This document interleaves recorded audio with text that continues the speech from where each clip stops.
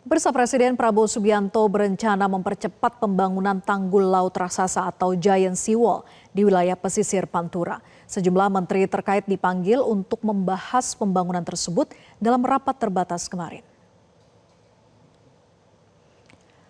Kepala Badan Otorita Pengelola Pantai Utara Jawa sekaligus Wakil Menteri Kelautan dan Perikanan Didit Herdiawan Ashab mengatakan bahwa proyek tanggul laut raksasa masih dalam tahap perencanaan. Pemerintah masih mengkaji berbagai hal terkait dengan konstruksi tanggul laut raksasa dan saat ini pemerintah belum menentukan waktu pasti pembangunan proyek tersebut. Namun proyek ini diharapkan dapat direalisasikan secepatnya.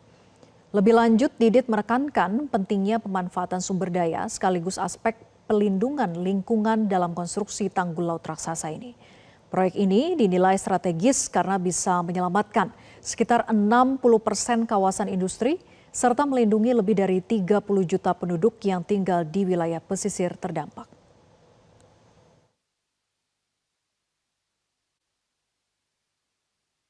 Giant Seawall masih dalam tahap perencanaan dan kita akan mendalami lagi untuk kegiatan-kegiatan yang ada kaitannya dengan konstruksi. Target pembangunan juga masih target pembangunan ya dalam waktu yang belum ditentukan, tapi paling tidak bisa dipercepat. Ada level investasinya, Pak? Oh, belum. Mulai kapan sih, Pak, realisasi rencana?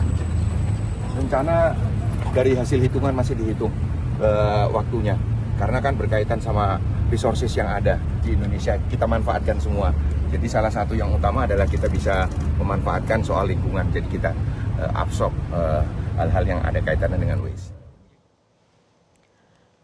Mendikti Saintek Brian Yuliarto menjadi salah satu pihak yang diminta hadir oleh Presiden Prabowo dalam rapat terbatas membahas pembangunan Giant Seawall ini. Brian mengaku diminta mencari sejumlah peneliti sampai dengan dosen yang menganalisa soal pembangunan tembok raksasa di wilayah pesisir. Menurut Brian, Presiden Prabowo ingin mendengar semua masukan, termasuk dari akademisi untuk memastikan pembangunan berjalan dengan lancar.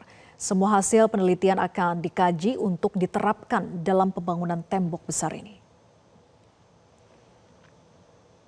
Nah, banyak hasil-hasil penelitian di kampus ya, yang juga sudah diuji coba. Salah satunya yang berhasil di Demak, Semarang ya.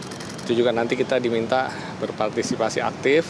Jadi dosen-dosen yang selama ini penelitian-penelitian yang ada di kampus yang mendukung untuk percepatan dan menjadi lebih efisien tentang pengembangan Giant Seawall itu diminta untuk terlibat. Jadi sementara itu ya, Mas. Jelajahi cara baru mendapatkan informasi. Download Metro TV Extend sekarang.